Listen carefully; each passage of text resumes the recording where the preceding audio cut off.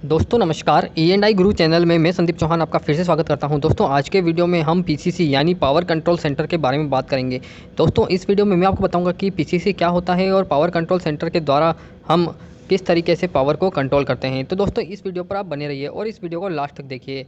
और आपने यदि मेरा चैनल अभी तक सब्सक्राइब नहीं किया है तो मेरे चैनल को सब्सक्राइब कर लीजिए और इसका बेल आइकन भी प्रेस कर लीजिए ताकि इसी तरह के यूजफुल और टेक्निकल वीडियो आपको टाइम पर मिल सके। अब स्टार्ट करते हैं दोस्तों पीसीसी का पूरा नाम होता है पावर कंट्रोल सेंटर। जैसा कि नाम से ही पता चलता है कि पावर कंट्रोल सेंटर जो पावर को कंट्रोल करता है या फिर पावर को ऑपरेट करने के काम आता है, तो उस डिवाइस को हम पावर कंट्रोल सेंटर कहते हैं।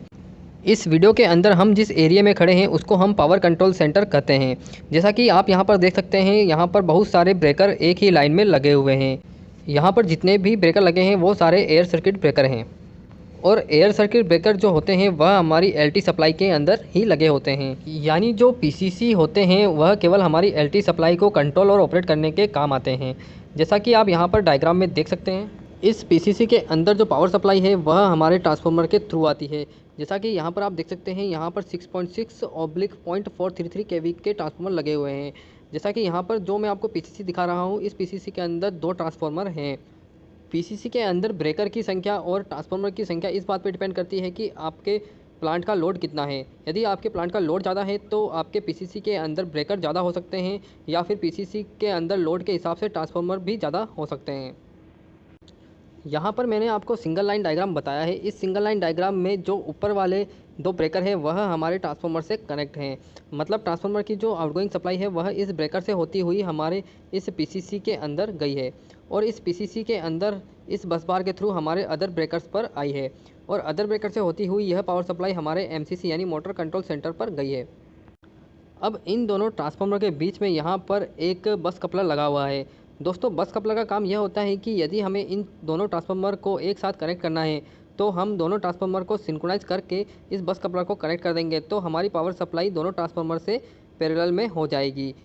यदि हमें पीसीसी के इस भाग को अलग चलाना है और इस भाग को अलग चलाना है तो उस कंडीशन में हम इस बस कपलर को ऑफ़ कर देंगे। बस कपलर को ऑफ़ करने से यह होगा कि हमारा जो यह वाला भाग है यह अलग ट्रांसफार्मर से चलेगा और यह वाला भाग है यह दूसरे ट्रांसफार्मर से चलेगा। इसके अलावा हम इस पूरी पीसीसी को किसी एक ट्रांसफार्मर से भी चला सकते हैं। जैसा कि आप देख सकते हैं यहाँ पर, यदि हम इस ट्रांसफार्मर को बंद कर दें और इस बस कपलर को लगा दें तो हमारी जो पूरी पीसीसी है वह इस ट्रांसफार्मर से चार्ज हो जाएगी। अब दोस्तों इस पीसीसी के ऊपर बहुत सारे इक्विपमेंट लगे हुए हैं, बहुत सारे मीटर्स और रिले लगी हुई है। तो इन सब के क्या क्या फंक्शन है वो भी मैं आपको समझा देता हूँ। जैसा कि यहाँ पर आप देख सकते हैं, यहाँ पर माइकॉम P111 रिले लगी हुई है। दोस्तों ये जो रिले है यह हमारे सर्किट को फॉल्ट से बचाती है। जैसा कि इस रिले के अंदर ओवर करंट, अर्थ फॉल्ट, शॉर्ट सर्किट प्रोटेक्शन की सेटिंग होती है, तो हम उस सेटिंग को अपडेट कर देते हैं तो उससे हमारा सर्किट फेलियर होने से बचता है। अब इस पैनल के ऊपर यहाँ पर आपको यह मीटर दिख रहा है। इस मीटर के द्वारा हम इस फीडर के अंदर कितनी पावर कंज्यूम हो रही है या कितना एम्पेयर चल रहा है और कितना किलोवाट चल रहा है वो सारी चीज़ पता कर सकते हैं। जैसा कि ये मीटर है, यह मीटर मल्टी फंक्शन मीटर कहलाता है। इसके द्वारा हमें काफ़ी सारी चीज़ें पता चल जाती है और इस मीटर को हम ऑनलाइन ले सकते हैं। ऑनलाइन लेने के बाद हम इस मीटर को कहीं से भी ऑपरेट कर सकते हैं और कहीं से भी इस फीडर के अंदर कितनी रीडिंग चल रही है वो सारी चीज़ चेक कर सकते हैं। अब यहाँ पर आप देख सकते हैं, यहाँ पर हमें एक वोल्ट मीटर दिया हुआ है। इस वोल्ट मीटर के द्वारा हम देख सकते हैं कि हमारी पावर सप्लाई कितने वोल्टेज तक आ रही है और इस पावर सप्लाई को हम इस सेलेक्टर स्विच से घुमा घुमा के देख सकते हैं कि हमारे आर फेज़ के अंदर, वाई फेज़ के अंदर और ब्लू फेज़ के अंदर कितना वोल्टेज चल रहा है। उसके बाद यहाँ पर अमीटर दिया हुआ है। इस अमीटर से हम पता कर सकते हैं कि हमारे सर्किट में कितना एम्पियर करंट फ्लो हो रहा है और इस सेलेक्टर स्विच से हम आर, वाई और बी तीनों फेज़ का करंट चेक कर सकते हैं। अब दोस्तों यहाँ पर एक और रिले लगी हुई है। इस रिले का नाम है automatic power factor control relay. दोस्तों इस पावर फैक्टर कंट्रोल रिले के द्वारा हम ऑटोमेटिक पावर फैक्टर को कंट्रोल कर सकते हैं। जैसा कि आप यहाँ पर देख सकते हैं, यहाँ पर कुछ पावर फैक्टर दिखा रहा है। अब यदि हमारा जो पावर फैक्टर है वह डाउन होता है तो उस कंडीशन में यह ऑटोमेटिक कैपेसिटर बैंक को कमांड देगी और कैपेसिटर बैंक हमारे कैपेसिटर को तुरंत चार्ज कर देगा।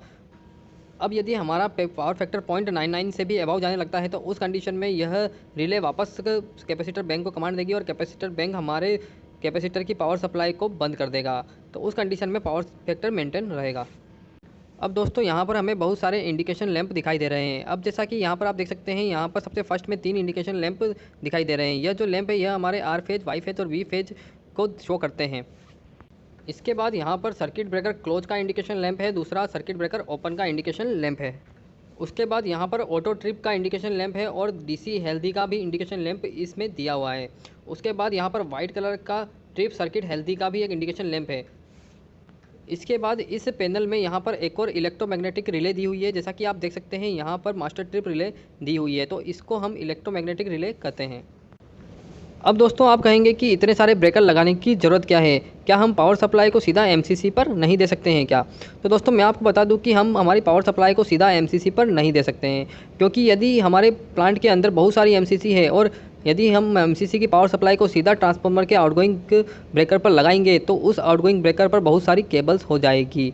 उसके साथ साथ यदि हमें हमारे एमसीसी के ब्रेकर का मेंटेनेंस करना है तो उसकी पावर सप्लाई बंद करने के लिए हमें उस ट्रांसफार्मर की पावर सप्लाई को बंद करना होगा। मतलब ट्रांसफार्मर की जो आउटगोइंग ब्रेकर की पावर सप्लाई है उसे बंद करना होगा, तभी हम एमसीसी पर काम कर पाएंगे। तो उससे यह होगा कि हमारी जितनी भी एमसीसी है सारी एमसीसी की पावर सप्लाई बंद हो जाएगी, तो हमें बहुत सारा लॉस होगा। उसके साथ साथ दोस्तों यदि हमारी किसी एमसीसी के अंदर फॉल्ट आता है तो उस कंडीशन में यह होगा कि हमारी एमसीसी से रिलेटेड जो पीसीसी का ब्रेकर है केवल वही ट्रिप होगा और अदर ब्रेकर ट्रिप नहीं होंगे। तो इसीलिए हमारे प्लांट के अंदर, हमारी इंडस्ट्रीज़ के अंदर जितनी भी एमसीसी होती है सभी के लिए अलग अलग ब्रेकर का यूज किया जाता है और अलग अलग पीसीसी में ब्रेकर लगाए जाते हैं। तो दोस्तों इस वीडियो के माध्यम से आप समझ गए होंगे कि पीसीसी क्या होती है और पावर कंट्रोल सेंटर के द्वारा हम पावर सप्लाई को कैसे कंट्रोल और मेंटेन करते हैं। तो दोस्तों यह वीडियो आपको कैसा लगा कमेंट सेक्शन में ज़रूर बताएं और मेरे इस वीडियो को लाइक ज़रूर कर दें ताकि सभी को इसका फ़ायदा हो सके। थैंक यू दोस्तों, thank you so much for watching my video. Thank you.